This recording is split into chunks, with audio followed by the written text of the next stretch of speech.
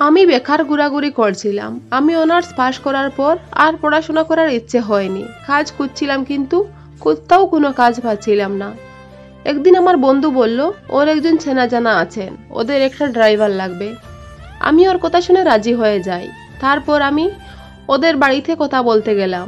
সেখানে গিয়ে তো আমার হুঁশ উড়ে গেল, কারণ ওরা আমাকে ওখানে ডেকে আমি একটা মধ্যবিত্ত ঘরের ছেলে, পড়াশোনা করে কাজ করছিলাম। কারণ আমি বেশ ভালো করেই জানি আমাদের দেশে চাকরি হওয়াটা অনেক কঠিন। তাই আমি অন্য কোনো কাজই খুঁজছিলাম। রোজ বাড়িতে অশান্তি লেগেই আছে। আমার বাবা প্রতিদিন মায়ের সাথে কথা কাটাকাটি করেন। আমাকে কখনো মুখ ফুটে কিছু বলেননি। তাই বাবা মার সাথে বকাবকি করতেন আর মা আমার সাথে। আমার বাড়িতে থাকা আজকাল যেন কঠিন হয়ে উঠেছিল। আমার একজন বড় ভাই আছেন। ভাইয়েরও বিরক্ত লাগে আমি কিছু কাজ করি না সেজন্য। তাই আমি ঠিক করে নিলাম, আমি দেশে যদি কোনো কাজ না পাই তাহলে প্রবাসে চলে যাব। আমি আমার এক বন্ধুকে বললাম আমাকে কোনো কাজ খুঁজে দিতে। ও বলল ঠিক আছে, আমি দেখছি। আমার বন্ধু ড্রাইভার, ও প্রাইভেট গাড়ি চালায়। আমি আমার বন্ধু একসাথে পড়াশোনা শেষ করে ওর কোনো কাজ জুটে গেল, কিন্তু আমার 1 বছর হয়ে গেল, আমি এখনো বেকারই আছি। বাবা মা ভাই সবাই যেন আমার উপর বিরক্ত হয়ে উঠেছিল। আমিও এইসব আর দেখতে পারছিলাম না। সপ্তাহ 10 দিন পরে আমার বন্ধু বলল ওর চেনা জানা একটা পরিবারে ওদের একটা ড্রাইভার লাগবে। আমাকে বলল আমি কি ড্রাইভারি করতে পারবো। অনেকদিন পর আমি একটা কাজ পেয়েছি, ড্রাইভারি হোক আর যাই হোক আমি করতে রাজি। তারপর সুমিত বলে আমি তোমাকে কাল ফাইনাল জানাচ্ছি। পরের দিন সুমিত কল দেয় আমাকে। ও বলে ওরা নাকি আমাকে ডাকছে গিয়ে দেখা করতে। জীবনের প্রথম কোনো কাজের জন্য আমি কথা বলতে যাব। জীবনের সব ধরনের কষ্ট এই বয়সে আমি পেয়ে গেছি। একজনকে ভালোবেসেছিলাম, সেও দূরে সরে গেছে। যখন কলেজে যেতাম তখন আমার পছন্দের একটা মেয়ে ছিল, আমি ওকে খুব ভালোবাসতাম। প্রথম প্রথম ও বলতো ও নাকি আমায় খুব ভালোবাসে, কিন্তু অবশেষে জানতে পারলাম অন্য কাউকেও ভালোবাসে। আমাকে শুধু কিছু দিনের জন্য ব্যবহার করেছিল। আমার মতো অসহায় এই পৃথিবীতে হয়তো আর কেউ নেই। টাকা থাকলে মেয়েরাও হাত ছাড়ে না, কিন্তু হাতে টাকা না থাকলে কোনো মেয়ে তো অনেক দূরের কথা, নিজের পরিবারের লোকেরাও যেন পরের মতো ব্যবহার করে। তুই তো একটা বেকার, টাইমে টাইমে ঘরে এসে খাবারটা খেয়ে আবার বেরিয়ে যাস, তোর জন্য কোনো কাজ হবে না। এমন এমন কথা যদি নিজের পরিবারের লোকেরা বলে, তাহলে পরের মেয়েকে তো আর কোনো দোষই দেওয়া যায় না। পরের দিন ঘুম থেকে উঠে আমি মাকে বললাম, মা আমি আজ একটা কাজ দেখতে যাচ্ছি, দোয়া করো কাজটা ভালো ভালো যেন হয়ে যায়। মা বলেন ঠিক আছে যাও। হাজার হলেও মা, একবার যদি মা বকাবকি করেন তাহলে একটু পরে দেখবেন সবার আগে মাই কাছে ডেকে নিবে। বাবা মায়ের সাথে বকাবকি করে, সেজন্য মা আমাকে বকাবকি করেন। তারপর আমি বাবার কাছে গেলাম, বাবা আজ একটা কাজ দেখতে যাচ্ছি, দোয়া করো যেন কাজটা হয়ে যায়। বাবা উত্তর দিলেন, তোমার জন্য আর কোনো কাজ নেই এই পৃথিবীতে। তোমাকে এইভাবে জানি না আর কতদিন দেখতে হবে। নিজের ভাইয়ের জন্য একটুও কষ্ট লাগে না তোমার মনে? বাবাকে ভালো কথা বলতে গিয়ে হাজারো উত্তর বাবার কাছ থেকে পেয়ে গেলাম, কিন্তু কি করব, এটাই আমার ভাগ্যে লেখা। সবার মন দেখার জন্য তারপর গেলাম দাদার কাছে। দাদা আজ একটা কাজ দেখতে যাচ্ছি, কথা বলে যদি হয়ে যায় তাহলে কাজটা করব এবার। দাদা একটু আলতো করে মাথা নেড়ে বলল ঠিক আছে। আমার আর বুঝতে বাকি রইল না আমার উপর আমার পরিবারের লোকেরা কতটা বিরক্ত হয়ে আছে। দাদার রোজগারে এই বয়সে আমার খাবার খেতে হচ্ছে, কিন্তু নিজের আপনজন এরাই যদি বুঝতে না পারে তাহলে কাকে বলবো নিজের মনের কথা। আমি তো অনেক কাজ খুঁজছি, কোনো কাজ পাচ্ছি না। সকাল 9টার সময় ঘর থেকে বেরিয়ে যাই। আমার বাড়ি থেকে ওদের বাড়ি প্রায় 17 কিলোমিটার দূরে ছিল। 9:30টার বাস ধরে চলে যাই ওদের ওখানে। আমার বন্ধু সুমিত আগে থেকে আমাকে অ্যাড্রেসটা দিয়ে রেখেছিল। এই অ্যাড্রেসে আমি ওখানে পৌঁছি। বাড়ির গেটের সামনে গিয়ে আমি অবাক, এত বড় বাড়িতে এই প্রথমবার ঢুকছি। ভিতরে যাওয়ার পর আমি যা দেখলাম নিজের চোখকে বিশ্বাস করতে পারছিলাম না, কারণ এখানে তো আমার সব থেকে প্রিয় জিনিসটা। আমি আগে থেকে জানতাম না যে আমার কলেজের গার্লফ্রেন্ড এখানে থাকে।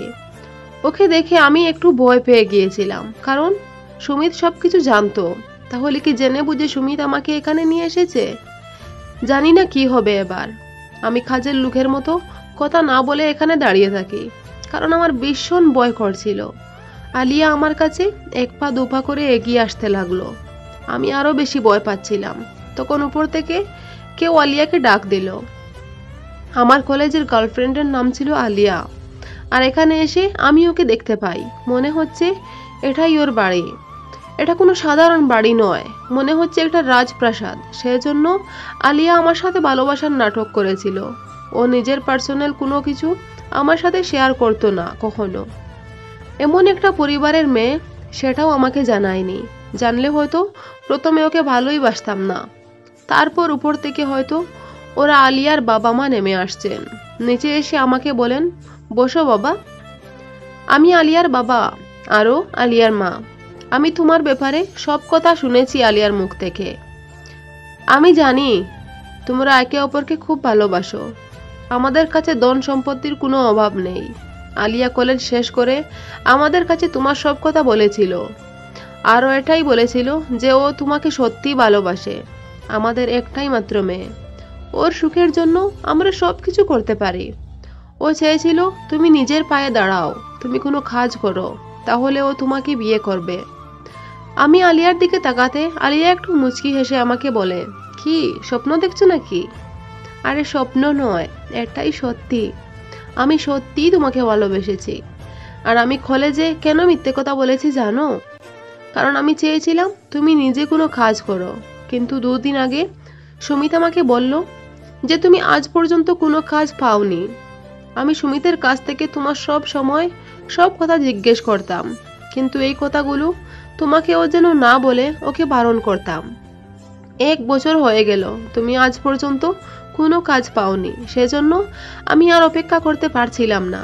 আমি চাই তোমার বাড়িতে আমাদের ব্যাপারে সব কিছু বলো, আর আমাদের অফিসে ম্যানেজার পোস্টে কাজ করো। আলিয়ার মুখে এমন কথা শুনে আমার মনে হচ্ছিল যেন সত্যিই আমি স্বপ্ন দেখছি। এটা কি সত্যি বলছো আলিয়া? তারপর আলিয়ার বাবা বলেন, হ্যাঁ বাবা, আলিয়া সত্যি বলছে। আমি চাই তোমাদের বিয়েটা 1 মাসের মধ্যেই হোক। আমার অফিসে একজন ম্যানেজারের দরকার। তুমি কাল থেকে অফিসে এসে জয়েন করো। আর সুমিতকে বলেছিলাম আমাদের একটা ড্রাইভার চাই, কারণ তোমাকে আমরা সারপ্রাইজ দিতে চেয়েছিলাম। সব কিছু কথা শেষ হওয়ার পর আমি বাড়ি ফিরে এলাম। এসে মায়ের কাছে প্রথমে সব কিছু বললাম। মা এই কথাগুলো শুনে আনন্দে যেন আকাশ ছুঁয়ে ফেলছেন, কারণ আমি ম্যানেজারের পোস্টে চাকরি পেয়ে গেছি। মা বাবাকে বলতে বাবা অনেক খুশি। বাবা মা দাদা সবাই অনেক খুশি। তখন বলতে লাগলেন, যাই হোক বাবা, শেষমেশ অনেক ভালো একটা কাজ পেলি। তখন আমার ভেতরটা যেন পুড়ে যাচ্ছিল। আজ কাজ হয়ে গেছে বলে সবাই আমাকে কতটা ভালোবাসছে। আজ সকাল অবধি কেউ আমার সাথে ঠিকমতো কথা বলেনি। পরের দিন আমি আলিয়াকে জানাই, তোমার বাবাকে বলো বিয়ের দিনটা ঠিক করতে। বিকেলে আলিয়া জানায় বিয়ের দিনটা 2 সপ্তাহের পর।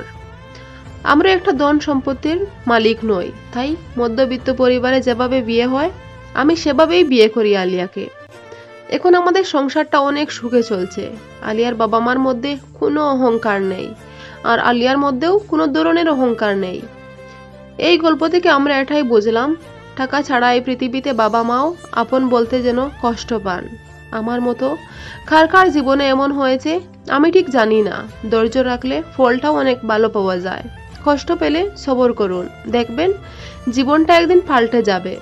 আমি হয়তো গার্লফ্রেন্ডের সাহায্য কোনো কাজ পেয়েছি, কিন্তু এটা তো সত্যি ধৈর্য রাখলে ভালো ফল পাওয়া যায়। আপনাদের মতামত কমেন্ট করে জানাবেন। গল্পটা এখানেই শেষ করলাম। ভালো লাগলে পাশে থেকো। ধন্যবাদ বন্ধুরা।